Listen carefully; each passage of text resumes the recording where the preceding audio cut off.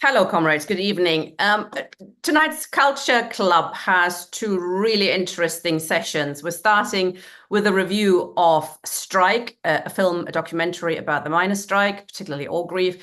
And then we're taking a look at a book called Citizen Marx. And that's a really important way of looking at Marx. And I hope comrades are as interested in it as I am. So we're starting with Strike. And I was going to try and show the trailer, but actually we've sent it out in the email, so we don't need to show it tonight. And do watch the film, watch the trailer. It is a very interesting take on particularly Orgreave and what happened there, Orgreave, and particularly the planned nature of it all. And this film is very partisan. It's with the miners, it's with their communities, with their families. There are interviews with miners, 4 or 5 of them, then and now, and both are very moving. It must have been particularly moving for all those who were in the miner strike and who played a leading role, be it, the women as well, as supporting women or the miners. And when I went to the cinema in Sheffield, there was not a dry eye in the house. Joining us to discuss it a bit more is John Dunn of the Orgreave Truth and Justice campaign. John, what I found particularly interesting, the testaments are very interesting and moving, but what I found particularly interesting is that the film is very clear about the strike having been provoked by Thatcher's Tory government. Yes, as revenge for Saltley Gates in 1972, the miners' strike, where a picket led by the young Arthur Scargill won huge concessions from the government. And then there was another very successful miners' strike in 1974. And the film explains very well that was one of the things that really got Margaret Thatcher going, but also she wanted to take on the unions, and by starting with the strongest union in order to break them all.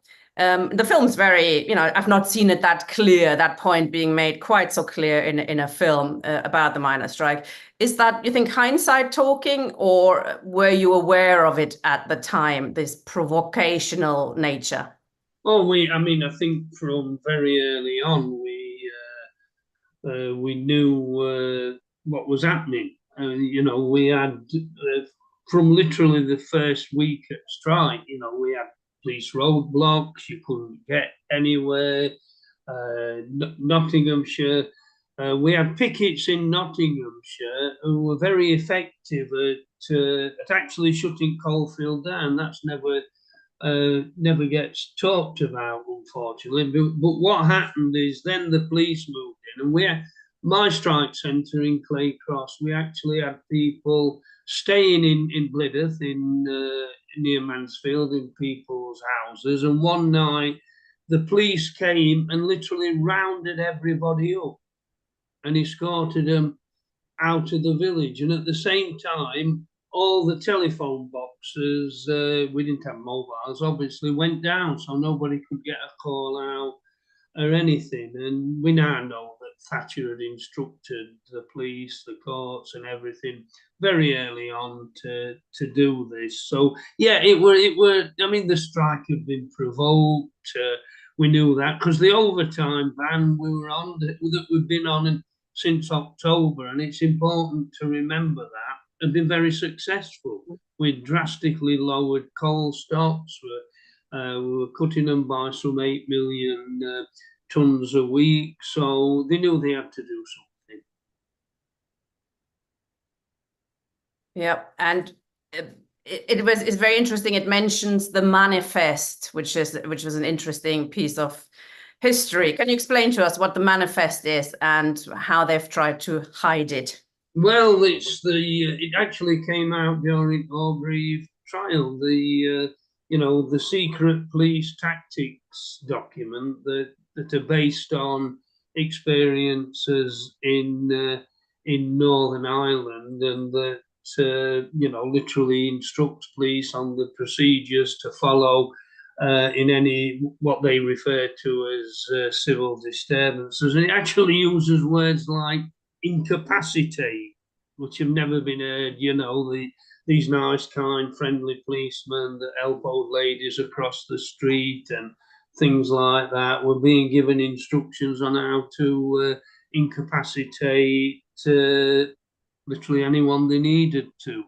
So that came out, and also it, they tried to deny that this had ever happened. They turned the whole theory around that it was us that were being violent, and that they were only responding and protecting innocent people that wanted to go to work.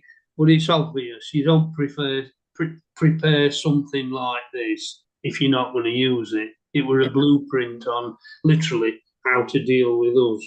Yeah, I thought it was a slightly sort of naive touch about perhaps policing, and that it tried to make a difference between policing overseas. They were always mean in the colonies, but in Britain they were quite soft, etc., and they were quite civilized. But I mean, the miners' strike in 26, the general strike. I mean, they weren't particularly soft then, were they? No, and the Fitzwilliam riots and things like that. Churchill ordering troops to fire on striking miners if necessary. Could go back to Peterborough as well, or the foundation of the modern metropolitan police over that. There's an interesting bit as well where they're showing, and that reminded me totally about Hillsborough. Where they told the coppers, there's two coppers in the film, one decent enough and one is sort of not so nice, but the decent enough ones said quite clearly, this we were trying to write down our evidence statement, and I was told, and it was an instruction to put this paragraph in this particular paragraph, and that came out as well, didn't it, in the trial, that all the coppers had the same exact paragraph in it. Yeah. They not only had the exact same phraseology, but also they got the wrong copper arresting the wrong person, and one copper actually were off on leave when he allegedly arrested somebody. And we witnessed that. That weren't just at Orgreave. That happened. Every time there were a trial of any pig. It's happened to me as a result of what happened to me very early on. Yeah, go on. What happened? You weren't actually in Orgreave, was it? No. What happened was early on in April the 9th, actually, we're on a large picket at Cresswell Colliery, part of the Nottinghamshire coalfield, but actually in Derbyshire, dating back to Spencer Union times in 26.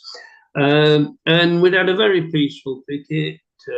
We were dispersing when a copper decided to smash the back of my head in. And the interesting thing is that that were one of the first instances of them starting to get really violent. My area, Derbyshire NUM, we took 3 private summonses out. We sued 2 chief constables, Nottinghamshire and Derbyshire, and we sued the copper who'd done me, and as a way of trying to expose this. And when I appeared in court several months later, again, it were a bit like the Orgreave transcripts. Everybody tried to tell the same story, and when we disproved the first copper said, "Oh, the my hair were a different shade of blonde in them days," and there was a lot more of it. One copper said we could recognise Mr. Dunby's long flowing locks that were illuminated in the pit floodlights. And so my barrister said, well, it's on record that the pit floodlights went out an hour before Mr. Dunn's. So, then the next one comes in and don't mention the floodlights, but they could see my long flowing locks. They even described the clothing I was wearing wrong. This camouflage jacket that I allegedly wore. And we produced a little black bomber jacket, still stained in blood. And then the most embarrassing thing of all, they all said that, now you've heard me speak many a time, Tina. And if you've ever heard me use a phrase like this, then correct me. I allegedly stood at the front of the picket and incited a charge against the police by shouting out, "Come on, chaps, let's get them." Now, That's very posh, John. yeah. I mean, I Like that. obviously lapsed into into something London or something like that. But yeah, so again, all through the strike, they were doing this, framing evidence, being told what to say, and they had to find me guilty to quash them 3 private summonses, else we would have exposed what was happening. And an interesting thing is in 2018, I sent a Freedom of Information request off to, because I'm trying to clear my name. I got 2 criminal convictions as a result. And I got a letter back saying, with no record of your arrest. So how do you end up with 2 criminal convictions being tried in before a stipendiary magistrate when you were never arrested? Jesus, so they had to clear it? No, I've still got them convictions. No, I can't clear them because I can't prove what happened to me. Right. Oh, that sounds like Kafka, doesn't it? Jesus Christ. So what did you make of the film? And when I initially approached you, say it's brilliant, but there are a few weaknesses. What's the plus for you, the best things, and what do you think? I think it's plus. I'd actually say it's the best one made. And actually, they wanted to try and get a broadcaster to screen it, and nobody would touch it. Not even Channel 4, who actually did a 3-part series earlier this year, of which 2 heavily featured scabs. None of those would touch it, and so it became an independently funded cinema thing. And I do think it's by far the best made. And what I really do like about it is it's about the people who were actually involved, not just at Aubrey, but for that whole year. And it deals with the emotions then and now. And as you say, it's a tearjerker. And, you know, when you see the most battle-hardened miners in floods of tears, seeing something like this, I thought it were actually tremendous, and I congratulate the fella who made it. And I think it covers every aspect. It covers the aftermath of what we've got now, the ongoing grief, the ongoing suffering. And so I like that bit of it. It's not just about, oh, this were a great gladiatorial contest and this. It's about the people and about how it affected them. And, you know, it was a scary time. You know, you can be as, you know, put as much bravado on as you like. But you went on a picket line not knowing whether you were going to live at times. We had 2 murdered. Never forget. Now, the weakness that you mentioned, in particular the main one, is they give credence to Nick Jones, who was the BBC's industrial correspondent, who still to this day paints it in this Scargill versus Thatcher. And he goes at great length to say we couldn't settle because Scargill wouldn't settle. As if, you know, it were these 2 intransigent beings that were causing all this, and we 100,000 miners that were on strike were just, you know, sheep following Arthur, and that's the thing that I hate and why they've done that. I think that might have been in an attempt to get it taken up by a broadcaster or to get it distributed, you know, in cinemas. Luckily, it's in a lot of cinemas. But if you ignore that bit, it's a tremendous documentary. What do you think about, I mean, it is a bit critical on the ballot question as well, which was a big controversy on the left at the time. Can you explain it to us a little bit, what the question of the ballot was and how it was used to, you know, discredit it? Well, it became the demand of the media, the the scabs, and it's quite simple that it was never a national strike. Arthur, I've had the great privilege of speaking on a lot of platforms with Arthur Scargill, who at 86 is still going strong. He makes the point that it was an area strike. It started off when Corton Wood decided to walk out and ask for solidarity and support. And the NUM, being a federated union, a collection of areas, has a rule that says that individual areas can make strikes in their area official. So once Corton Wood had started picketing the Yorkshire coalfield out, it was obvious that the Yorkshire Area Council were going to make that strike official. And then what happened is obviously it rolled on. When they came into Derbyshire, I remember a few days after it had started in Yorkshire, when they picketed our pit, we went to local miners' welfare, Duckmanton Miners' Welfare, and had a show of hands, the most democratic form of voting there is. And to think that once a strike is gathering momentum like that you can suddenly say, stop, lads, we want you to go and have a vote and then decide whether to start again. We've seen what's happening these days with these stop starts, a day here, 2 days here, strikes that we've got that eventually lose momentum. And, the ballot, I do think if we'd had one, we would have won it and won it resoundingly, but it were not necessary. It could not have happened.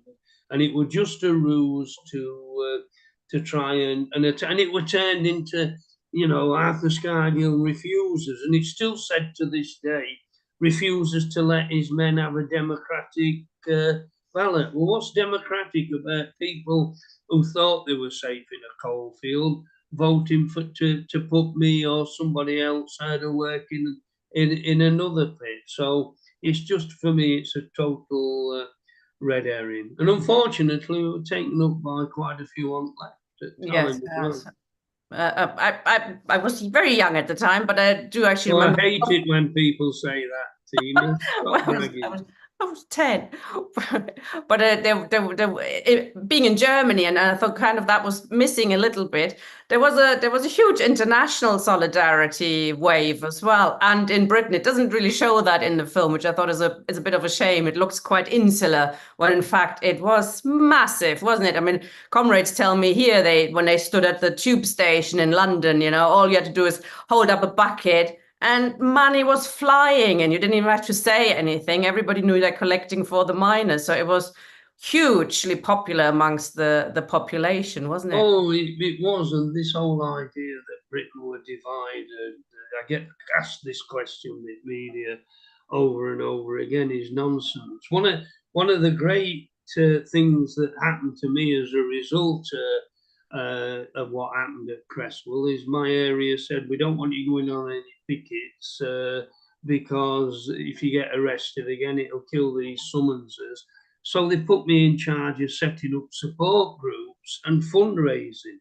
And I went all over the country speaking at conferences, setting up support groups in the most obscure places. And it was incredible. People couldn't do enough for you. And then, there were the donations of food when the printers sent lorry load of food for Christmas.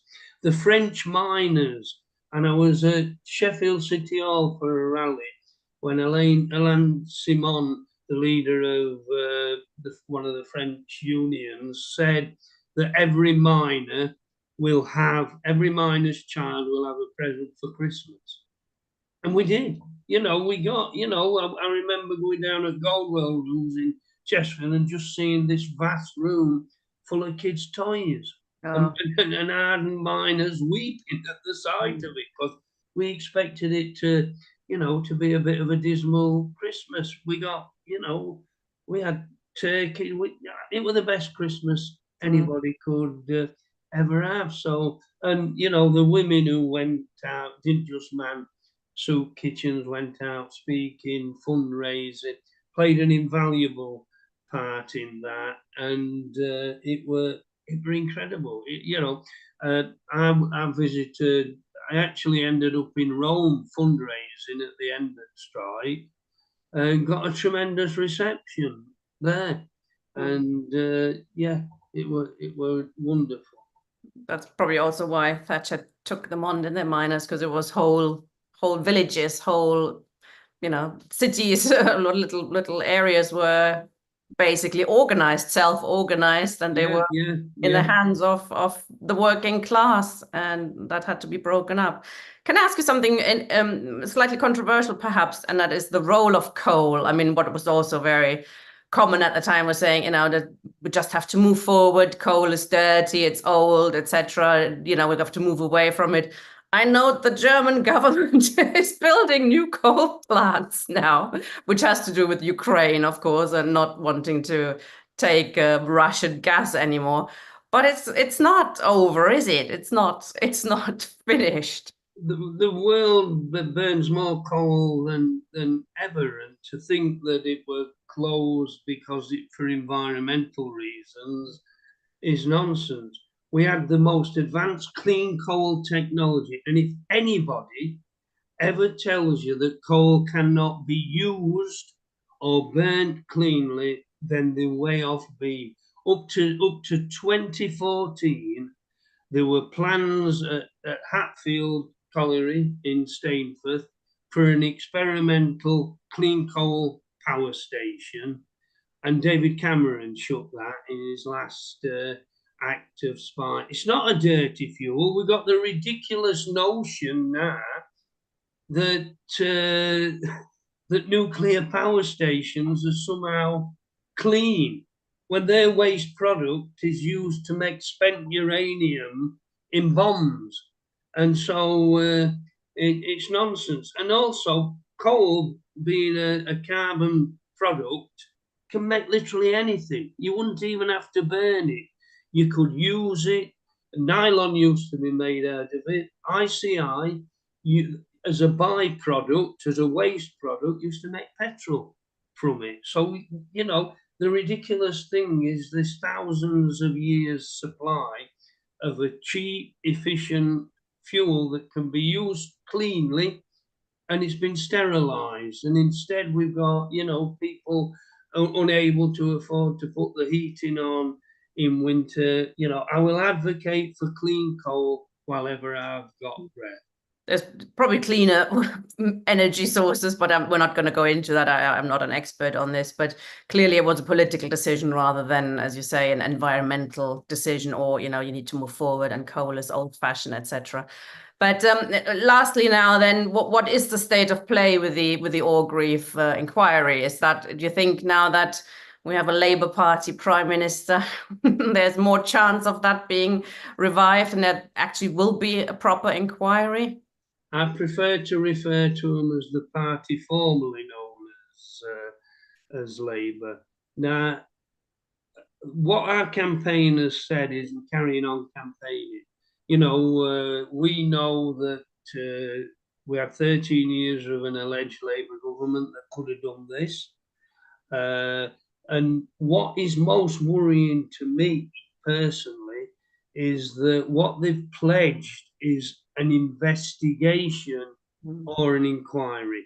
Well, an investigation is something totally different. What do? Just get somebody, some retired judge, to look at some files or something? No. And as a result, we're going to keep the campaign going because we want a full independent inquiry along the lines of the one that the Brave Hillsborough campaigners secured that eventually got them some kind of victory. So, and also, let's face it, the Starmer, as it seems to have a little bit of a habit for reneging on promises. So I'm not holding my breath. And if it happens, it will be a bonus. It's definitely a step forward reckoning. But these people are the ones who sabotaged Corbyn, who had pledged for a full independent inquiry along the lines of what we were asking. And I do worry that, you know, our campaign, which has been very successful since 2012, might be forgotten in all this, and more respectable people might be the ones that get to be. We've already got people who've done nothing trying to take credit for it. But the way I know you, you're going to make a lot of noise about it. I don't know what you're inferring there, I'm just guessing. Yeah. Thank you very much, John. It's been a pleasure. Thank you very much. Very interesting. See you in Durham. Durham on Saturday. Yeah, everybody get up to Durham because we're still here. Yeah, absolutely. And we'll hope if you can see the film somewhere, please go and see it. It is really, really very good, very brilliant. Thank you for joining us, John. Our second part, welcome to Bruno Leipold. Hello. I thought you were older. It's good to see a young person taking an interest in what I think is a hugely important political question, and which is the question of Marxism and democracy, republicanism. There are very many Marxists on the left, particularly in Britain, who will reluctantly say, whenever there's a royal wedding or something, like, yeah, we should abolish the monarchy, yeah, mainly because it's so expensive and, you know, they're parasites, I think this really underestimates and misunderstands Marx's relationship to democracy and republicanism, which, you know, calling themselves Marxists, they should really, really know that. Marx put the fight for republic really at the center of some of his work, and Engels, of course, as well. They were a team. And I'm very pleased that we have Bruno with us, who's written a book on this question called Citizen Marx. And he's now going to introduce the book, and then we're going to ask him some questions afterwards. Welcome, Bruno. Thank you very much, Tina. Thank you to the group for the invitation. Can you hear me okay, Tina? Yes, all good. Thank you. And thank you so much, John, for your talk as well. I found that very moving and very humbled by listening to it, especially the story you told about the Christmas presents coming over from France. I always find those stories of international solidarity very beautiful. So thank you very much for that as well. I'm going to share my slides. Hopefully that works okay. Yes, we can see them. Mm-hmm. Great. Okay. So hello, everyone. Good evening. Thanks for coming to listen to me. I'm talking for the next half hour or so about a book that I have recently written and which will come out in... actually, just going to take out my earphones because they're echoing a little bit and it's annoying. 1 second. That's still okay, Tina, sound-wise? Yeah, sounds good. Great. Okay, now that's easy. It's not so... Okay, so this is the book that I have written, Citizen Marx, Republicanism and the Formation of Karl Marx's Social and Political Thought, and it'll be out in November of this year.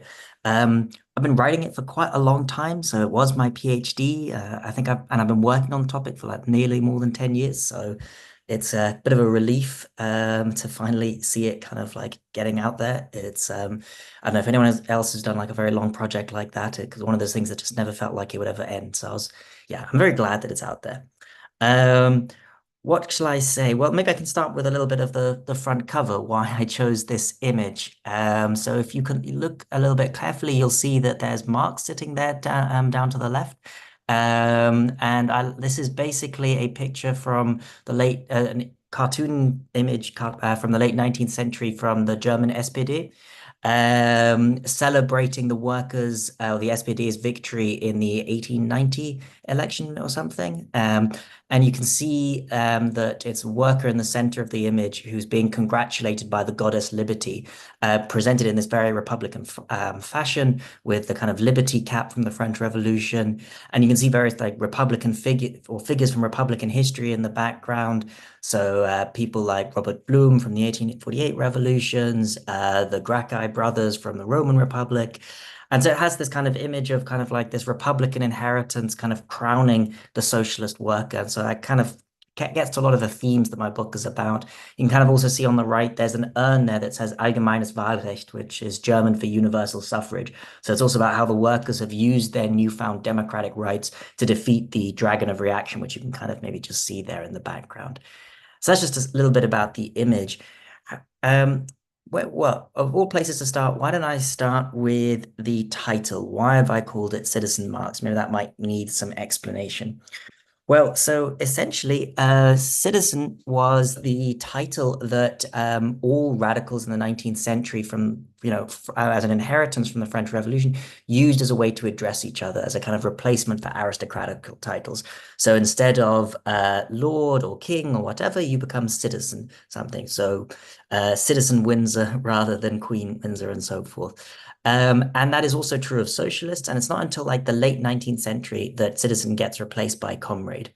And that means that for all of Marx's life, he always refers to, signs his letters, Citizen Marx. He writes to others in Citizen, and it kind of captures this Republican history to socialism. And you can see an example here of it. This is the first English translation of the Communist Manifesto, which is published in 1850, 2 years after it comes out in German, in the newspaper, The Red Republican.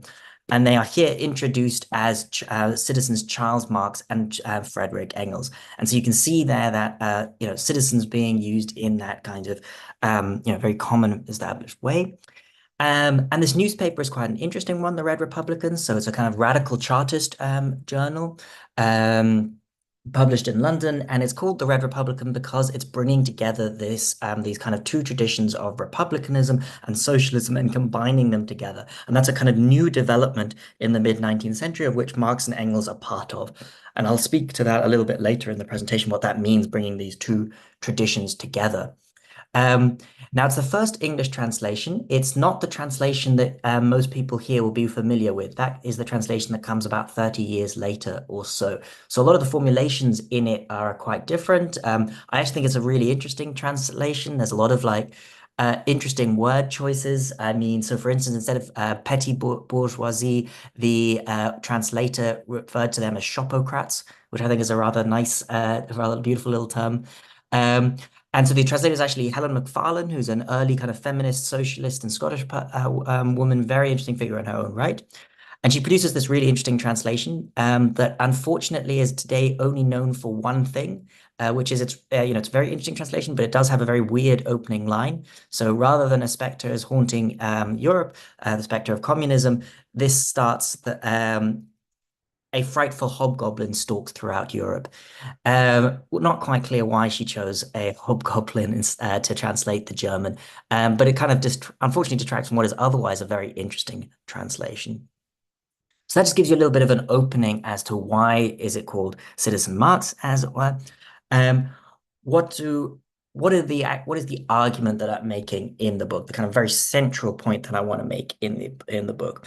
So I guess the most central thing that I want to say is that if you want to understand Marx's thought properly, you need to understand how important and how central republicanism was to Marx's thought. And one way you can kind of understand what I mean by that is to think about the different intellectual influences on Marx's thought and what is generally, taken to be the important influences. So there's a very influential account of Marx's influence given by Lenin in 1913 or so. And he says that there's three important influences on Marx's thought, which Marx then synthesized. The first being German philosophy, the second being French socialism, and the third being English political economy. And Lenin says this is the what you need to understand Marx's thought, that he synthesized these three different traditions.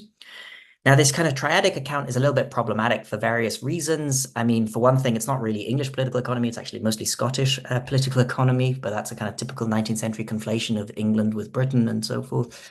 And it kind of reduce the idea that Marx wasn't influenced by English socialism rather than French socialism is also quite problematic. But in any case, if we are to take this triadic account as given, one of the most problematic things, I think, from the perspective of my book is that I think it misses out one extra very important intellectual source for Marx's ideas, and that is the idea of European republicanism. And that's what the book is trying to establish, that there is this neglected other source for Marx's ideas that we need to understand if we want to get a better understanding of Marx's ideas. And I mean that when I mean influence, I don't just mean in the sense that Marx just takes over everything from republicanism. So it's not just like what we might call positive influence. It's also negative influence. It's also he reacts against republicanism because republicanism is a competing political movement at the time. So it's both a source of inspiration and something that he reacts against. And that's what my book is trying to establish. Now, at this point, perhaps it'd be useful to give a little bit of a sense of what republicanism is. So I think the problem with republicanism as a term is that we use it today to mean something quite rather not unrelated, but a little bit different to what it meant in the 19th century and before that. So, today, of course, you say republicanism, you either mean the US Republican Party, maybe you mean like a fight for Irish independence, or maybe you mean in the UK that you're an anti-monarchist. Now, those are all related to the historical understanding of what republicanism is, but they don't fully explain and they don't fully align with it. So I think a good way to understand what republicanism is in the 19th century at the time in which Marx is writing is to think of it as, well, this is why I've got this cartoon up here. So if we think that, if you're asked to describe the modern political landscape, you'd often say that there are kind of three big political ideologies. There's kind of socialism, liberalism, and conservatism, right? And those are the big three that kind of dominate the political spectrum. Now, in the 19th century, rather than that being socialism on the left, it was republicanism on the left. And that's what you can see in this image here. You've got, this is a German cartoon from 1850 or so. So you've got the radical Republican there on the left, the liberal constitutionalist in the middle, and the conservative absolute monarchist on the right.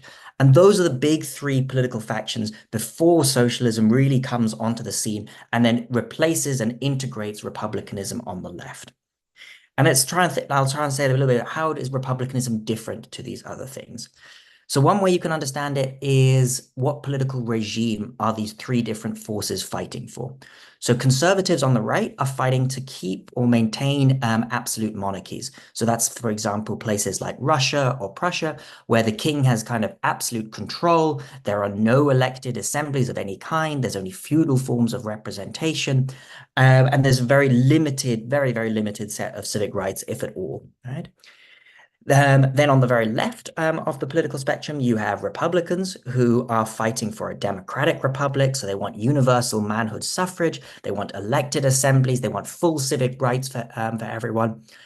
And then in the middle, you've got liberals who are arguing for a kind of compromise between these two, in their eyes, extreme positions. And they believe in what is called what they would call a constitutional monarchy, which means that they still want to keep the king, but they want to have that king to be constrained and basically just a figurehead, and to have elected assemblies, but very importantly, elected on a property suffrage. So they want to they want to introduce some form of representation, but they don't want, let's say, the working class to take part in that representation. And that's the really important thing to understand about the 19th century, how republicanism and liberalism divide. The liberalism is not a democratic tradition at this point. That changes in the later 19th century, but that's the real big difference between Republicans and liberals. So let me say maybe a little bit more about what's important about republicanism. So it is at its heart a democratic tradition, right? So in a way, you can think of it as the ideology of democracy. So they are trying to establish democratic regimes. And I think really important to understand is that there are no democratic regimes at the time in which Marx is alive in Marx's writing in Europe. That is even true to the day he dies. There is no universal manhood suffrage anywhere in Europe, I believe, and there's certainly not universal suffrage in the sense of including women as well. And that's the political environment that Marx is operating on, and that's so easily forgotten that he's really not even operating within democratic conditions. He's operating in pre-feudal, oftentimes, conditions, trying to get there. Sorry, I think I'm rambling a little bit too much on republicanism. One important thing that I want to make about republicanism that I think is very important to why republicanism has become a big theme in political theory and in academic discussions is because one thing that's been kind of unearthed from the Republican tradition is that in line with this idea of democracy, that Republicans have a very specific understanding of liberty. or freedom, what is sometimes called liberty as independence or freedom as non-domination. And that's different to the main ways in which we talk about freedom today. So the kind of one way which, freedom is often talked about today, what you might think about how freedom is discussed, let's say by neoliberals or in kind of very mainstream discussions, it's kind of idea of freedom as in non-interference. So you're just free when someone doesn't interfere with you. It's kind of very simple idea of freedom. And Republicans disagree with that because they believe that actually freedom comes down to whether you are dominated by or not. And domination is a more encompassing idea than interference is. So particularly you can think of domination, for example, as let's say if you're a slave and a slave owner, that is a very typical relationship of domination, employer and employee, debtor and debtor, husband and wife. These can be very examples of domination. When someone has arbitrary power over someone, when they have the arbitrary power to interfere in your life.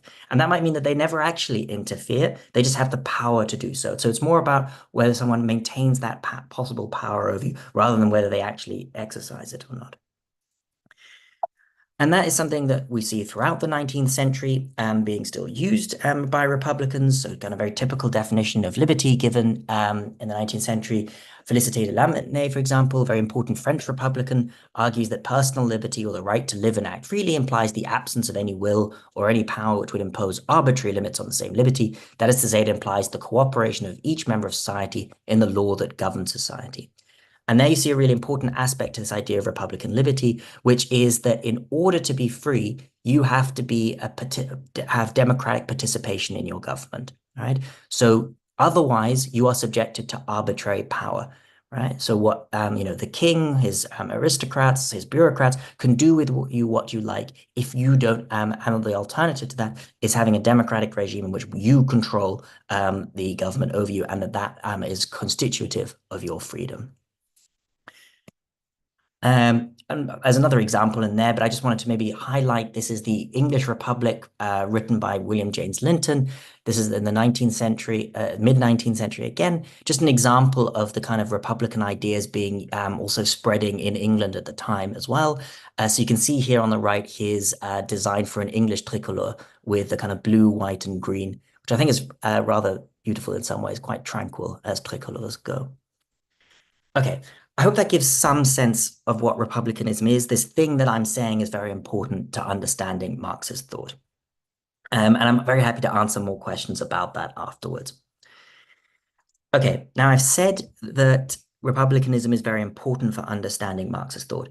I think I should say now more about how is it important, right? So, what is the actual argument about how it influences him? Well, so what I argue in the book is that republicanism's influence on Marxist thought, or his relationship to Marxist thought, is best understood as three broad phases in Marx's life. So first, at the beginning of Marx's life, when he kind of enters the public sphere, he enters it as a Republican, committed to a democratic republic with widespread civic participation. He then transitions from that position to a communist position, which, as I will try and explain a little bit, both integrates and rejects aspects of his prior republicanism. And that's his kind of position for the kind of dominant period of his life. And then towards the end of his life, in response to the Paris Commune, this kind of popular uprising in Paris, he reintegrates some of the most popular elements of his early republicanism, coming to a fuller synthesis of his republicanism. And that's the kind of broad sweep of the book's arguments, these three stages to Marx's life and its relationship to republicanism. And so I want to say maybe, in the next 15 minutes or so, maybe spend about, a few minutes on each of these phases and just give you, I hope, a taste of the kind of arguments that I'm making. So let's talk first about Marx's early republicanism before he becomes a communist and a socialist. So very important to understand about Marx's early thought is that he starts out as a journalist after he is unable to become an academic because of the Prussian regime's crackdown on young Hegelian thought, this kind of attempt to radicalize Hegel's ideas. And that kind of bans them from taking part in academic work, and Marx turns to journalism. This is his first career, as it were. And he sets up, he joins called the Rheinische Zeitung, and he writes, a series of important articles and then becomes an editor of it. And it's a very difficult environment in which to work. So he's dealing with daily pre-censorship. So it's not even that, you publish something and the government might then take action for you afterwards. You have to submit everything you write every evening at the newspaper to the censor, who reads over it and then gives you permission whether to publish or not. So it's a very, very restrictive environment that Marx is working in. So you can only be he has to be quite careful with everything that he says. But within that, he does manage to defend some important ideas, kind of more radical ideas, and his criticisms of Marx, of the Prussian regime in which he lives in. The first thing is that Marx talks, unsurprisingly, very extensively about press freedom. So this is a kind of central concern of his early journalism. And it's actually the very first article that Marx ever publishes in his life is on press freedom. And one of his criticisms is that the kind of press of the existing censorship regime is that it's a completely arbitrary setup, that the censor who sits above the journalist just kind of arbitrarily decides this can go, this cannot, and it's just down to their whim what goes and what's not. And an alternative to that, Marx says that press freedom should be the press should be properly regulated under law. And he gives extensive defense of the rule of law in his early writings. So he says, for example, I do not at all believe that persons can be a guarantee against laws. On the contrary, I believe that laws must be a guarantee against persons. No one, not even the most excellent legislator, can be allowed to put himself above the law he has made. And he tells us that the difference between censorship and a real press law, which brings under regulation, is the difference is arbitrariness and freedom. And so there you start to see this real, opposition between the idea of arbitrariness and freedom, that these are opposites. And that's when it comes to what Marx actually thinks that freedom involves in his early writings. So he tells us that laws are not repressive measures against freedoms. Laws are rather that positive, clear, universal norms in which freedom has acquired an impersonal, theoretical existence independent of the arbitrariness of the individual. A statute book is a people's Bible of freedom. So what Marx is there making an argument is that you're not made unfree by law, which is a kind of view, like a modern neoliberal view, that laws inherently limit your freedom because they interfere with you, they stop you doing what you want. But on the Republican view, that's not necessarily the case, because if laws are non-arbitrary, then the interference with you is not an arbitrary interference, and therefore it doesn't make you unfree. But the important thing is, why would law be not arbitrary in that way? Why would that be true? And for Marx, it's not just that it can be any law, it has to be law that is democratically made. So he tells us that law is non-arbitrary when law is the conscious expression of the popular will and then it originates with it and is created by it. So it's really this idea that democratically made law is what constitutes your freedom in Marx's early writings here. And that's his kind of Republican view of freedom. We also find some interesting ideas that he talks about representation. So he talks about the important that what I think his idea of democracy that he's defending in his early writings is not simply an idea about direct democracy, but neither is it the kind of representative democracy that we're familiar with today. He kind of thinks it's very important that representation, that you have a very tight control over your representatives, a kind of in-between model, which is kind of easily neglected in our understanding of democracy today.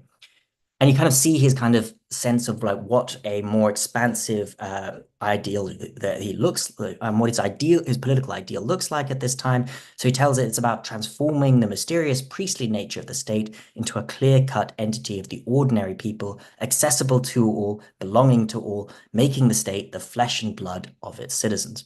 Now, of course, he can't flesh that out in any greater detail because of the threat of censorship. He goes into a bit more detail in his early writings when he writes a fairly well-known critique of Hegel, where he's talking so Hegel provides this kind of grand liberal justification of what the state should look like, and Marx provides essentially a radical Republican critique of it. That involves, for example, while Hegel defends the idea of popular sovereignty, Marx responds by saying that Hegel is just confused and defending a garbled notion of sovereignty, and that actually what we need is popular sovereignty, so that the people are the only legitimate source of authority, legitimate authority. While Hegel defends a kind of exclusive setup where there's kind of a landed aristocracy in the upper house, a lower house with a property franchise, which have no constraints, Marx then defends the idea that it's completely unreasonable to have a legislature where the right to sit in is entrusted to a particular race of men. He says that it's the right of all to be real active members of the state. And then he says that, the kind of representatives who are not, closely bound by instructions, formally they are commissioned, but once they are actually commissioned, they are no longer mandatories. They are supposed to be deputies and they are not. And the other thing is that Marx very clearly criticizes Hegel for his views on the bureaucracy. So whereas Hegel thinks that the bureaucracy is this kind of like neutral actor who defends the common good of everyone, Marx says that that's just not true. They actually defend their own interest. And that what we instead need is an idea in which citizens themselves carry out the public administration of the state. Where he says, we want the universal class to be really universal, then it has to be the class of every citizen. Right? So everyone needs to be a citizen administrator. Now, that's the kind of political vision that Marx sets out in his early writings. Now, over the course of 1843, 1844, he kind of transitions from that position to a communist one.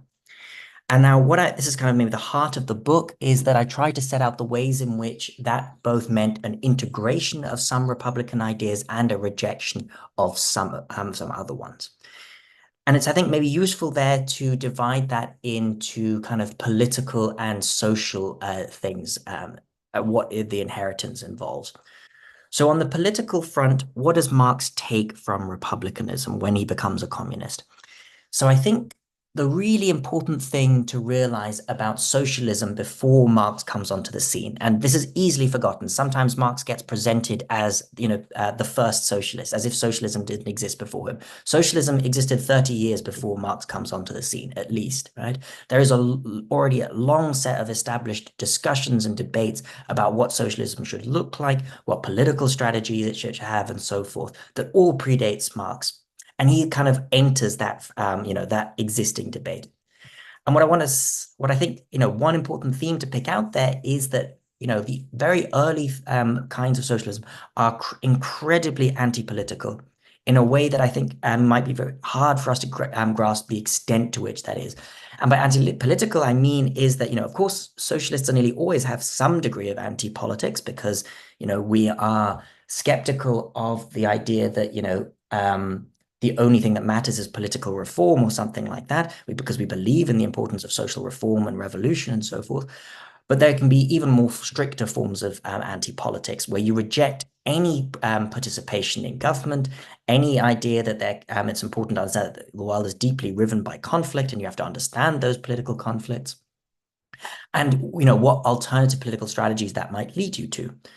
So kind of, in typical statements, this is an early socialist, Hermann Semmig, who Marx and Engels respond to. He tells us, will the Republic pay our debts? Will it redeem our pawned goods? Will it clothe and feed us? It will not. The causes of our social hardships and evils lie deeper than defective state institutions, and so no political institutions are capable of abolishing them.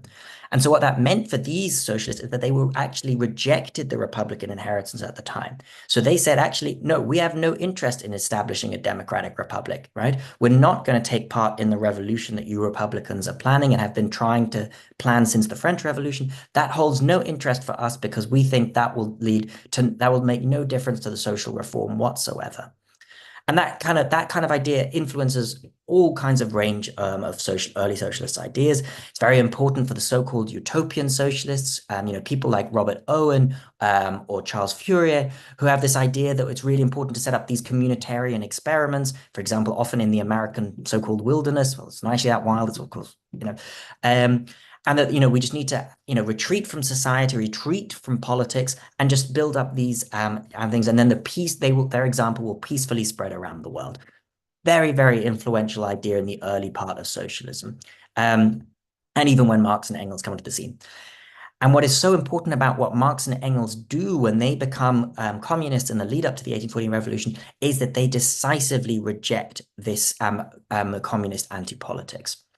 And that's even interestingly the case even before Marx becomes a communist. He's already criticizing communists as the existing socialists for doing this. So he says the critic not only can, but must deal with these political questions, which according to the extreme socialists are altogether unworthy of attention. That's already a view he holds when he's a Republican, and he takes that view with him when he becomes a communist. And he makes it absolutely central to the communism that him and Engels build in the years before 1848.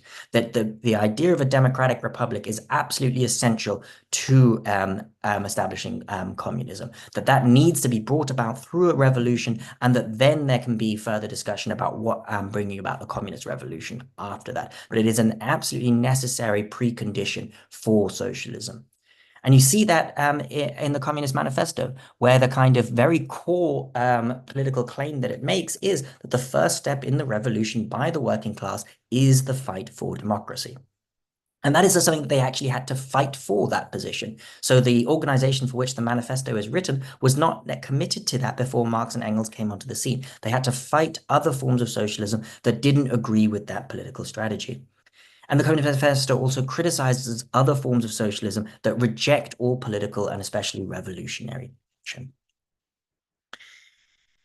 And okay, so that's the way Marx integrates republicanism in a political sense. But I think there's also important is that in those years, as much as he really integrates the importance of a democratic republic, it's a rather thin sense of what he thinks is necessary. So these early ideas about this really expansive sense of political participation, taking part in public administration with citizen administrators and so forth, and having tight control of your representatives, we don't really find that in this period of writing. So he does inherit, makes a very important, integration of republicanism to his communism, but not a full integration, we might say. Okay, so that's on the political side in Marx's kind of relationship to republicanism. Let me talk a little bit about the social side. So I talked about the idea, how important the idea of Republican freedom was in Marx's early writings when he was using it to kind of criticize, make a political criticism of the Prussian regime and its arbitrariness.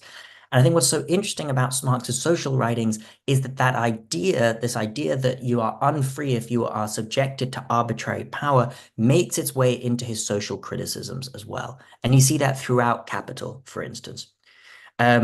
And so I'll explain these pictures in a moment. So Marx tells us in Capital that in the factory code, the capitalist formulates his autocratic power over his workers like a private legislator, and purely as an emanation of his own will, unaccompanied by either the separation of powers otherwise so much approved of by the bourgeoisie or the still more approved representative system. And so what he's saying there is that the kind of old feudal monarchical power, I've got the picture there of Henry VIII on top left, that is unacceptable to, let's say, to liberals and conservatives, or to liberals in the 19th century, because that's, an example of autocratic power in the political sphere.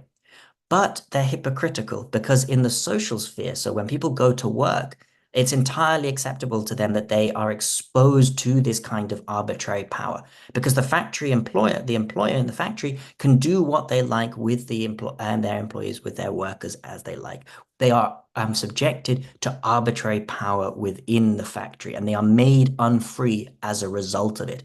So what you get is a kind of transferal from that political Republican argument to a kind of social Republican argument in Marx's Capital. And it's very, where Marx, the paragraph where Marx says this in Capital, he then immediately cites a long paragraph from Engels, what Engels had written. And Engels wrote right there, the slavery in which the bourgeoisie holds the proletariat chained is nowhere more conspicuous than in the factory system. Here ends all freedom in law and in fact. Inside the factory, the employer is absolute lawgiver. He makes regulations at will, change and adds to his codex at pleasure. So again, this idea of having arbitrary power over your employees. And that's a way in which Marx integrates, that's Republican ideas into his social critique. And yet at the same time, he's still criticizing Republicans for their not anti-communist views. So while Republicans believe that property has to be universalized as a way to respond to capitalism, Marx and Engels argue that property has to be abolished and common ownership universalized instead. Okay. So that gives you a sense of the way, I hope, the way in which this first two phases in which Marx's relationship to republicanism. And the very final part of the book, shortest part, but it's the way in which I talk about what then happened in response to the Paris Commune. So the Paris Commune, I don't know how familiar people are with it, but the working class uprising that happens in 1871, when the workers of the city managed to briefly control the city for about 2 months or so. And this is hugely influential for Marx and his political thought, because he changes his views about what political structures are necessary for bringing about socialism. So as previously he had thought a democratic republic, much like we have today, universal suffrage, representation, civic rights, that's the thing that we need to fight for. Then with the Paris Commune, he realizes actually we need something much more democratic than that. We need what he calls a social republic. And that has two key elements, I would say. One is about representation, so that our representatives now need to be much more tightly controlled than we're used to today. So there need to be perhaps frequent elections, annual elections, as in the Chartist idea. We need to have the right to recall our representatives, so we don't just vote them out at the end of 4 years. We can do so immediately, and that we give them what's called an imperative mandate. So we give them binding instructions. And Marx says that means instead of deciding once in 3 or 6 years which member of the ruling class was to misrepresent the people in parliament, universal suffrage was to serve the people. So we see a transformation of what representation would mean through those measures. And the second one is about public administration. So Marx thinks it's incredibly important that we take over popular control of the state administration, and that means subjecting it to kind of legislative oversight and electing a large number of its posts and paying them all workmen's wages. And he means that that will turn the haughtiest masters of the people into its always removable servants, a mock responsibility by a real responsibility, as they act continuously under public supervision. And this, I argue, is a kind of reintegration of his very earliest republicanism, ideas of political ideas, into his communism, to argue that we need a much more extensive democratic state to bring about a communist society. And there, I say, a fuller synthesis of his republicanism and socialism. Now, if I see that I've already got a few minutes over time, if I have a couple more minutes, I can maybe talk. I have 2 more slides where I was going to say. Please. Yes, please take your time. No problem. Okay, great. I won't take much more than 2 minutes. So that, as you know, you've been listening very, I hope, very patiently, about some of the historical sides of this. What do I think is actually the outcome of all of this historical research? Well, I kind of end the book with 2 thoughts that I think what we might learn from this study of Marx and republicanism that I think might be of interest to socialists today. The first is about Marx and freedom. So this, I think, this picture, from, I think this is the January 6th insurrection, I think presents what a lot of people think is about Marx and freedom, right? He is the enemy of freedom, right? Socialists are the enemy of freedom, I suppose. And what the book is trying to, of course, I think that, we all know that that's not the case. But I think what I would think is that socialists, I think, have a reason to embrace the value of freedom much more fully than we have so far, or tended to do. So sometimes socialism only gets presented as a value about equality or community or something like this. And those are part of, what socialists care about. But I think freedom is actually really at the heart, especially if you read through the 19th century, if you read Marx's writings, it's his most central value. And I think specifically the idea of republican freedom, right? This idea about arbitrary power, which, gives you the tools to criticize political domination. It allows you to criticize social domination, the power of the capitalist, the power of the capitalist class and the market, all these forms of arbitrary power. And I think that's a way in which socialists might kind of take back the value of freedom from liberals and conservatives and make it their own.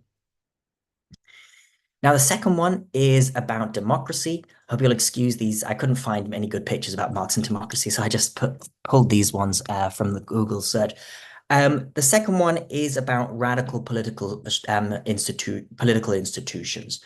So if, Marx criticized capitalism for making us unfree and for dominating us, he at the same time argued that the way to overcome that by the end of his life was through these radical democratic political structures. And that, I think, is a really key insight, the importance of political institutions and democratic political institutions to socialist transformation, right? And by democracy, that doesn't just mean what is understood by democracy today, right? I mean, I think that, there's very good historical work that shows that the regimes that we could call democratic, the people who founded them did not think that they were setting up democracies. They were, in fact, explicitly opposed to democracy. If you read, for example, the accounts of the American founders, the Federalists, they were not setting up democracies. And what Marx is defending is, I think, a much more truly democratic system, right? With real control over government and administration and the importance of that to socialist transformation. So it's that link between the political and the social. And so those are the two kind of outcomes that I think I would hope to see that the book maybe has some broader contribution to make. And thank you very much for listening to me. And I'm very excited to hear your questions.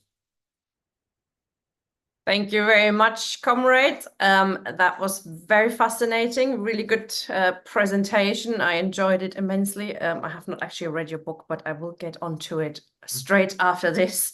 So thanks very much for presenting that. Now, I've got a couple of questions for you before I bring people in from the floor. Comrades, if you have a question or want to make a contribution, please click raise hand. And that is, I mean, I think it's really important that you, I think you seem to successfully reclaim the fight for democratic republic that was at the heart of Marx's work. And I think they say somewhere that it's the form of the dictatorship of the proletariat. It will take the form of the democratic republic. And it is, as you said, the precondition for socialism. It is not by itself leading to socialism, but it is the precondition that will be the shape of the state in which we can fight for socialism and then for communism. So that's a really important part. I think that's in your book. What I'm slightly puzzled about is your distinction between democracy and republicanism, and you seem to make a distinction between the two. Do you think they are separate, or is republicanism a part of his democracy? I mean, we've been talking about in our series, Why Marx, on the crucial role of democracy in Marx thought, and always thought that republicanism is a part of that. But you seem to put it at the top almost. So how do you describe that relationship between republicanism and democracy? Thank you, Tina. That's a really great and important question. So I think I would say that it's helpful if you think about, let's say, republicanism over the course of its history, because let's say republicanism is a very old idea, it goes all the way back to Rome, Athens, Renaissance city-states, and so forth, that it has aristocratic and democratic elements to it, right? So one way you can think about it is if you take power away from the king, you can either invest it in the few, the aristocracy, or in the many, the democracy, as it were. And that's the kind of history of republicanism up until the 19th century. In the 19th century, however, that kind of aristocratic republicanism doesn't exist anymore. Republicanism as it exists, as it is talked about, the people who define themselves as Republicans are Democrats. Right, so democracy and republicanism are, well, they're not the same thing because one is an ideology and one is a form of state, but republicanism is as I tried to say, the ideology of democracy, right? It is the political movement that is attached to bringing about democracy in that sense. So while it had different meanings before the 19th century, right, where you might have talked about democratic and non-democratic forms of republicanism, that is not the case in the 19th century anymore, where it is just thoroughly democratic. Does that make sense to you? Yeah, kind of. I mean, the Neue Rheinische Zeitung had the subtitle Organ der Demokratie, and exactly. It was linked to, wasn't it? I mean, they were supporters of the bourgeois revolution, or perhaps you call that a Republican revolution. And how do you see their role in pushing, that Organ der Demokratie forward? Well, I think that it's very important to understand their role in the 1848 revolutions in Germany and the Neue Rheinische Zeitung, which you rightly point out, its subtitle is Organ der Demokratie, is that they were really pushing their strategy, or a Republican strategy, which is that Germany needs to become a democratic republic in 1848, and then we can talk about communism. So they actually kind of somewhat controversially by other communist standards at the time who wanted to kind of carry out active communist agitation, they actually say, this is very explicitly their strategy, we need to be Republicans before we can be communists, in a way. And you say, what is, is a bourgeois revolution a Republican revolution? So this is an interesting discussion. And I think it comes down to kind of the differences between republicanism and liberalism a little bit here. So you know, the majority of, let's say, the Frankfurt Assembly, which is the assembly that is trying to set up a united Germany in 1848, is dominated by liberals who want Germany to become a constitutional monarchy, right? A kind of somewhat bourgeois regime that is even politically bourgeois in that it's supposed to exclude the people from political power as well. They're supposed to have a little bit of power, but they're not supposed to be in power.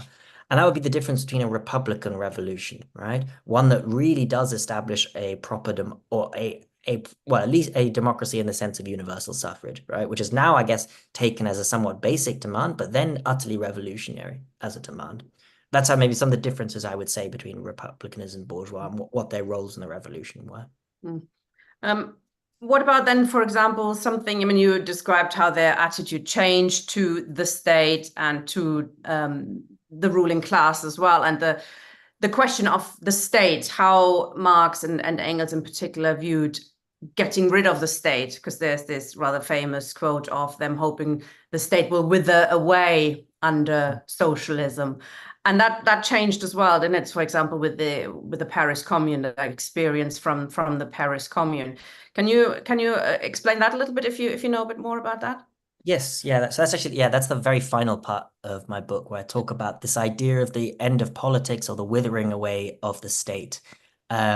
Just not a phrase that Marx ever uses, but it became attached to him through, there's a kind of interesting translation story that I talk about in a footnote if anyone's interested in the book about that. But the idea that, yeah, there's this, and there's, you know, Marx and Engels, again, are not the first people to think about this, about the idea that, you know, someday in the future, once we reach communism, that politics will disappear, right? That the state disappears, that politics disappears. And I would say that is, of course, not a Republican idea at all, right? That there's nothing that could be further from republicanism than the idea of a society without politics. And it's certainly something that it is part of that kind of anti-political heritage that socialism has. And I would say that now Marx is often thought to just simply buy into that idea, that he just straightforwardly thinks that there is an end to politics. And I try and complicate that story a little bit at the end of the book, so that I would say that it's not that Marx thinks that politics necessarily will end, which I think is a slightly different question from whether the state ends or not. I think we should have a broader conception of politics compared to the state, but I think that Marx is just opposed to very detailed thinking about this. And this is not a new thought. We know, of course, that Marx is an anti-utopian thinker. He thinks it's a waste of time to drawing up plans for what the future might look like. Now, I agree with aspects of that idea, but I think that's also, there can be a danger in thinking that, you know, it can also affect how you think about today and you think about transition if you think about the future will take a certain will look in a certain way. And I certainly think that the kind of anti-political view of the future, the idea that there could be a society without politics, is a deeply misguided one, and one that I think has caused problems for socialist thought about politics, even if it, you know, can sometimes seem like a very remote idea. What does, you know, the society in 200 years' time look like? But I think it has been a mistaken one, and I would say that Marx and Engels buy into it to some extent, but not nearly as much as people often presume them to do. But there are elements of that there. But I do try to emphasize in the book, this is also, you know, their idea about the very far future rather than, you know, what their actual political agitation meant on a day-to-day basis. Thank you. I think quite right. I think there's the idea of permanent revolution, isn't it? That we even if we win, you know, we'll have to lose until we win. There'd be struggle after strugglers. But even when we win, that won't be the end of it. You have to constantly remake the revolution, and it doesn't just stop. You know, communism is not like the pigeons flying around. You just grab food from the, you know, you constantly have to make it and remake it.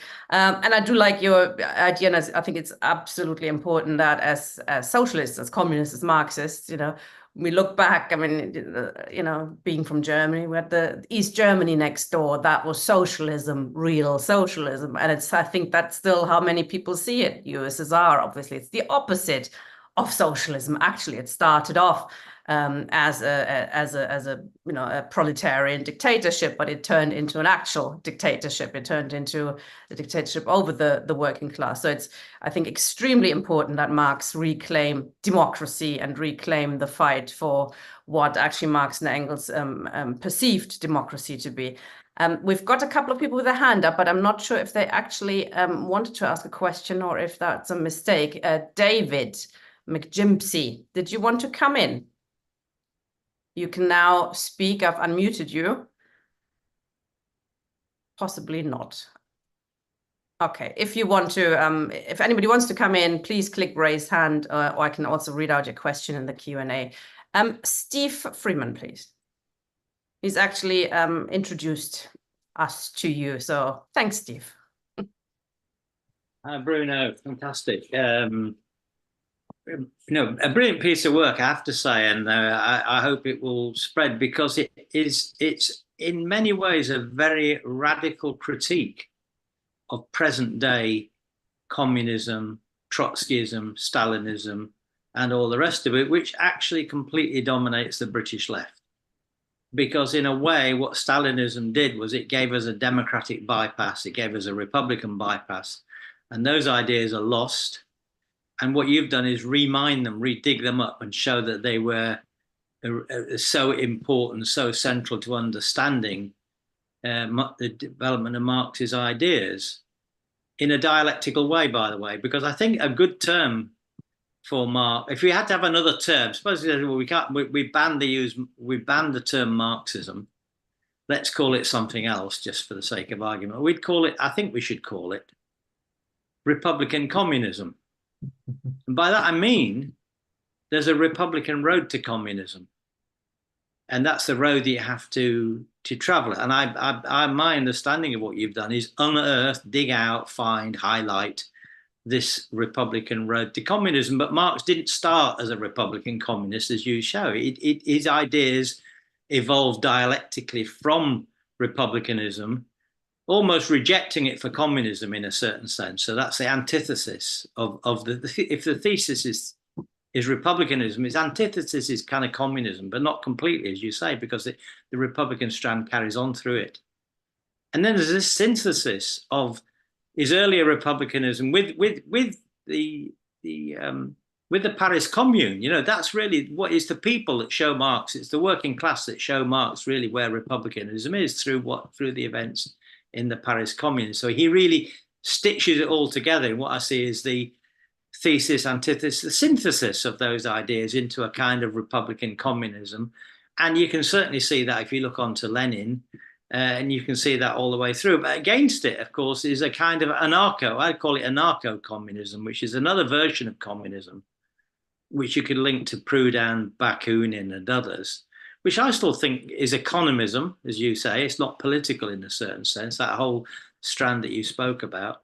And I think it goes right the way through Stalinism and into left reformism. So I think what you're doing here is if people read your book and understand what you're saying, and it's part of the development of our ideas, I think it's got a massive contribution to make to actually changing the way the left in England, because there is no republicanism in the English left. There really isn't. I mean, what we've got here is we've got anti-monarchism at best.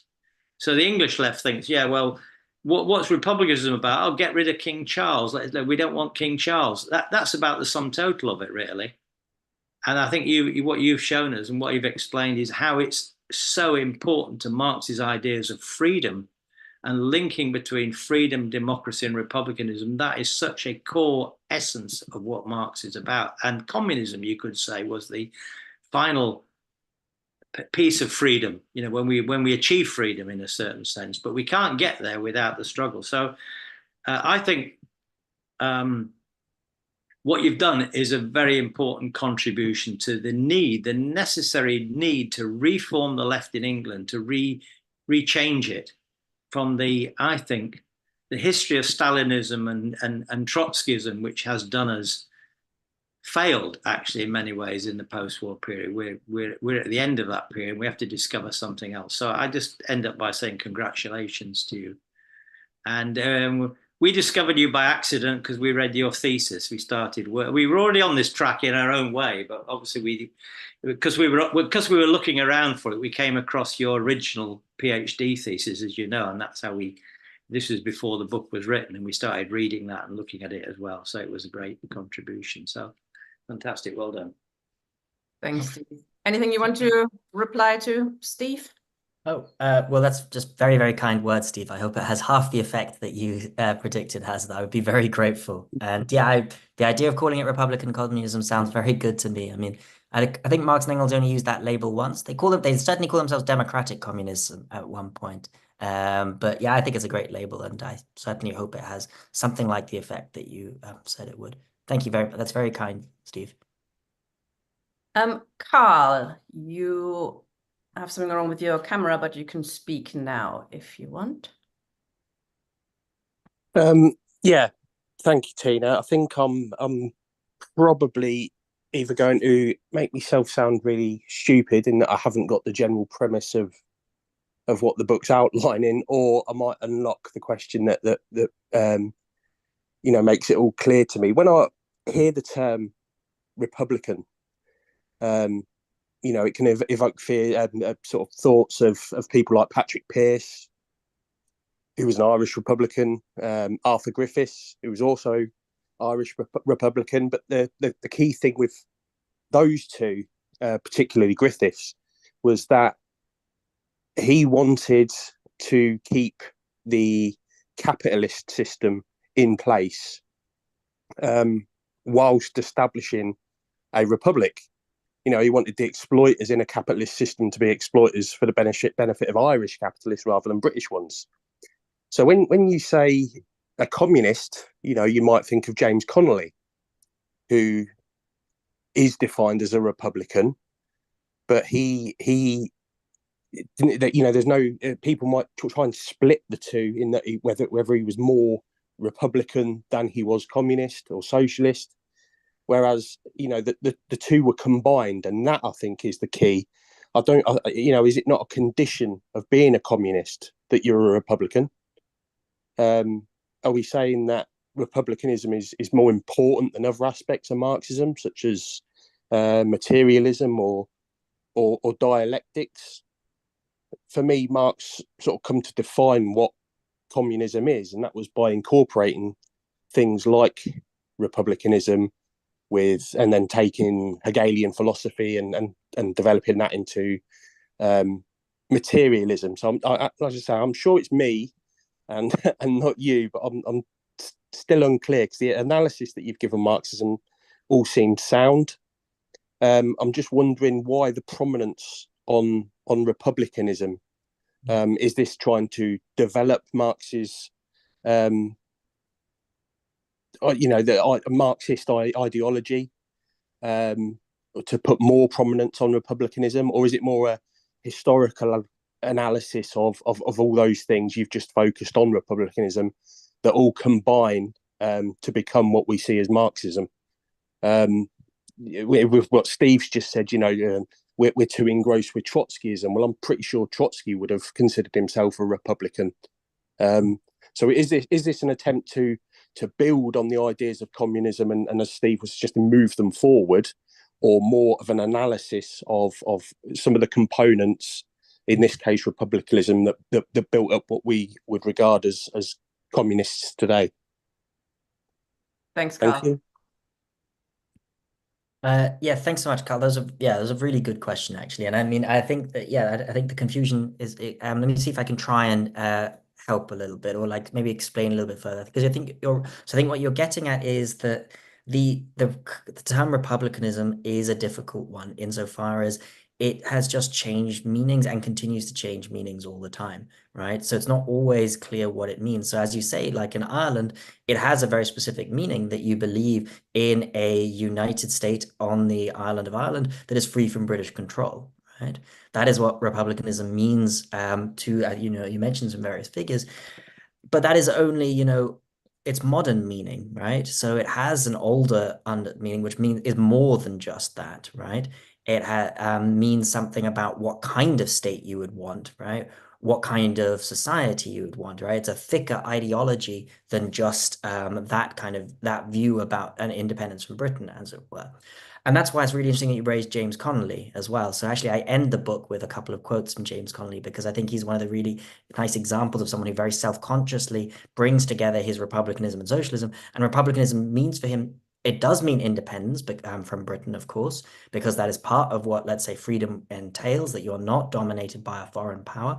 But independence also means you're not dominated, as you say, by Irish capitalists as well. So you don't just set up a new form of domination in the domestic sphere, despite having removed the colonial shackles, as it were. And so that's why I think it's quite helpful to kind of go back to that kind of older view of what republicanism means as well. And so, why am I giving it this prominence? What does it mean in relation, how important is it compared to, let's say materialism or other things that you talked about? And you even said, I think, is it, are all communists Republicans? And so I'd say that, no, it's importantly, not all communists are Republicans. So certainly, I don't want to go too much in the 20th century because that gets a bit complicated, but at least in the 19th century, there are plenty of communists at the time that Marx is writing that are not Republicans. People like Wilhelm Weitling, Etienne Cabet, forgotten names now, but very, huge figures in the 19th century who had major followings that were much more well-known than Marx for most of his life. They were not Republicans, right? They did not think it was important to establish, to transform, to revolutionize political institutions. They thought we needed to escape from all of that, right? So it's not that you're not necessarily a Republican if you're a communist. They are separate, positions, and you can combine them or not combine them, as it were. And then I wouldn't see republicanism as being, let's say, in competition with something like materialism. I think that's just I'd say it's in competition with whether, let's say, you are, well, a non-Republican, whether a communist or a liberal communist maybe, or something like that. That's the plane in which the kind of comparison happens. You certainly can still be a materialist in that way, and combine that with republicanism. That's not where I think that's not competing with something like that, if that makes sense. Thanks, Bruno. Jeff, please.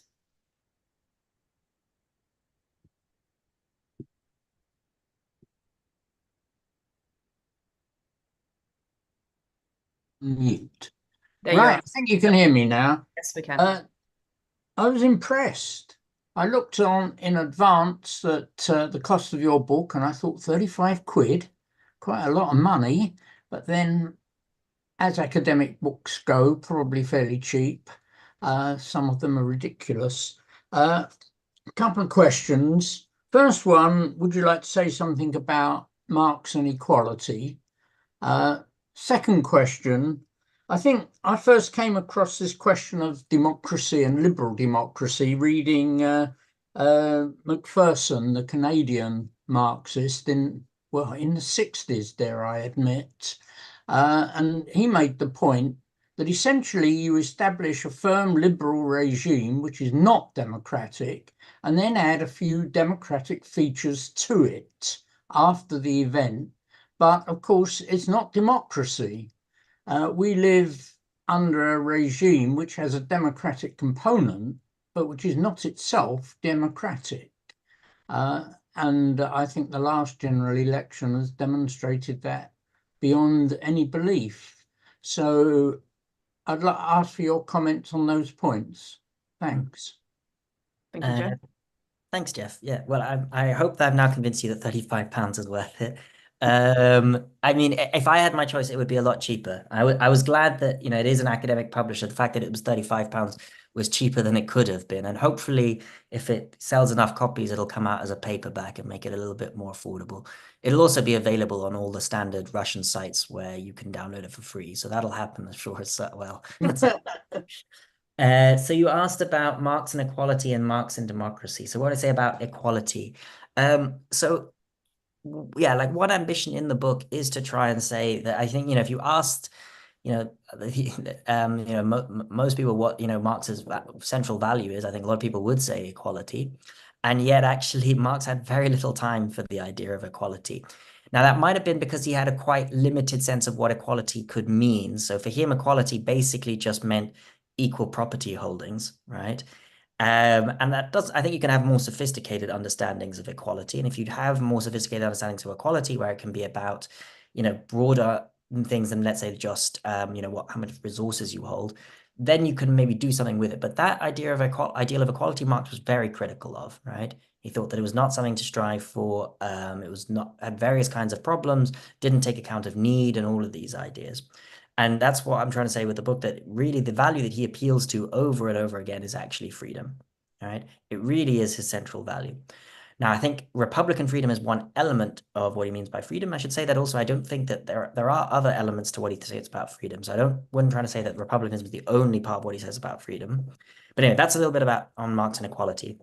And then on Marx and democracy, yeah, so I fully agree with you the way you've phrased it, Jeff, that, we live in regimes that have democratic components, but they are not themselves democracies. I would call the regimes that we live in today as representative governments.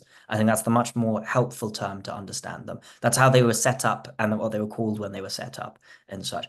And they mix democratic and aristocratic and oligarchic elements within them, right? So the democratic elements obviously is universal suffrage, right? Which is a fight that was won to make the regime more democratic. But I would argue, and I think that's what, Jeff, you were getting at, that doesn't make it a democracy overall. And, one of the things that I think that comes out of I'm trying to say with the book is that, some of the elements that are missing for him for making it a real democracy, and he refers to the idea of a true democracy when he's talking about the Paris Commune, is that we don't have real control over our representatives and that we don't have real control over the state administration. And those two things mean that we don't live in a real democracy, according to Marx. Thanks very much. And would you like to say something about the idea that Marx presents that the state is an illusionary community and that what's required is the power of a community, and that these are quite different? Well, that I gotta say, Jeff, I think I know less what I would say about that. I think he certainly thinks that the state mystifies things in various ways, perhaps. Certainly, the way he criticizes Hegel for kind of embodying it with kind of this kind of awesome power to some extent. I don't really know quite what I would say to what he thinks how that would be different in a communist society, if that's what you get, what kind of different community it might be. So I think that's a less satisfying answer to maybe the other questions, Jeff. I'm sorry. Thank you. No, oh, sorry, Jeff, were you still asking something? Sorry. No, I wasn't still asking anything. All right, other people. Okay, thank you, Jeff. I think there's a quote. Is it from Marx? If we're all bureaucrats running the state, then none of us are bureaucrats, basically. If we all take power, then nobody's in charge, basically. So actually, we haven't got anybody with their hands up, but I've got one more question, and I think that's I think for me the crucial question. So if you read the Communist Manifesto, I mean, democracy, republicanism is all over it. Every lefty will have read it. Every lefty says, yeah, read that. That gives you a good introduction to communism and to Marx, etc. In it, I believe it's quite strong about winning the battle for democracy, for example, that the working class has to take democracy seriously and, take seriously the way we're ruled and the way we can rule and should rule in the future. Why do you think so much of the left, of the Marxist left, ignores this kind of heritage to take seriously, to try and win the battle for democracy, battle of democracy, and take those issues of how we are ruled seriously? Most of the left wants to concentrate more on, let's say, the sort of trade union issues, save the NHS, all important issues, but leaves aside anything that sort of touches the state. They might say, yes, abolish the House of Lords. Yeah, why not? Abolish the monarchy, but not putting it at the center of their theory. Whereas I'd say real Marxists would put that at the center, because it actually goes to the heart of how we're ruled, and that what makes us, isn't it? That makes us communists. Not that the NHS has enough money, but that we are in charge. That it's the working class being trained and becoming the ruling class, really. And I think that's why Marx put it so much at the center. Why do you think is the left doesn't really do that in its majority? Thank you. That's a huge question, it's a super important one, and I'll try my best to say something about it. So, first off, maybe as you cite, you're citing this very important line from the manifesto, right? This battle of winning the battle of democracy, right? And I think that already, I think, kind of gets to a heart of some of the problems, insofar as I think that line is badly translated in the English version. So in German, it's Die Erkämpfung der Demokratie. And I think what Marx and Engels mean by that in 1848 is the battle for democracy, which means the establishment of a democratic regime. We need to fight to create it. Whereas the later translation, which makes sense because it's later, because it's talking about a different situation, talks about the battle, winning the battle of democracy, which is really a question about what is your strategy within a democratic state, which is also a massively important question, but it's a different question, right? And I think that's just a bit revealing into, to what all of these different questions can mean and the importance of them. And what does and this why does, let's say, so much of the left focus, let's say, on social issues at the neglect of political institutions? And I mean, this is a story that I think it's basically, I would say that quite soon after Marx's death, I think there's a big change in socialist politics, where rather than believing that it was necessary to transform the state into this such more radical democratic idea, the idea then focused much more became focused on the idea of the party, and that the party would be the necessary link that makes the state more democratic. And I think that's actually quite a plausible idea in lots of ways, right? So, if the big problem with, representative government is that you have no control of your representatives, parties give you control over your representatives if those parties are properly democratically controlled. And this is a lot of what Karl Kautsky, for example, writes, things like the imperative mandate are outdated because they're replaced by the party. And that's, I think, a really important thing that happens in the 20th century. And while parties operated relatively effectively and were mass parties that held true to a degree, with their decline, we see a lot of a reemergence of the kind of oligarchic tendencies of representative government. And I think that is one aspect to, why have socialists cared more about, let's say, just, thinking we'll do the social stuff and, the political stuff, maybe that'll come later, but it's not important. And I think that's, it's a real shame that has been the case, because I think it's misguided, because I think that the terrain on which you fight is very important as to what will be the outcome of that fight. I think that's should be a relatively uncontroversial point, but I think has been easily forgotten. And I think it's easy just to, hoof political reform down, further down, as you mentioned, abolishing the House of Lords and so forth, right? These things are just thought to be like, and I mean, it deeply infects the entire approach of the Labour Party, which has always been at its core that that the Labour Party will take over the institutions of the British state and it will turn them towards socialism, right? And that the British state is fine in its current guise. And, there's a very nice quote from, I can't remember who says it, but Anthony Barnett quotes it quite a lot, that, trying to get socialism from the British state is like trying to get milk from a vulture, right? That it's just not this, the British state is constitutionally set up to limit popular power, right? And so the idea that you can just take it over and, and make it do what you want is, I think, deeply misguided. And I think that's one of the things I'm really trying to push with the book, is that Marx comes to that realization when the Paris Commune. He says, we can't this thing that has been built by our enemies is not going to allow us to carry out the transformation we want. And that's why you really have to think political and social transformation together. And overthrow the state. We've got one more question now, Carol. Yes, thank you very much, Bruno. I totally agree with what you just said. Only we tend to call the state the crown, and it's no democracy in that situation at all.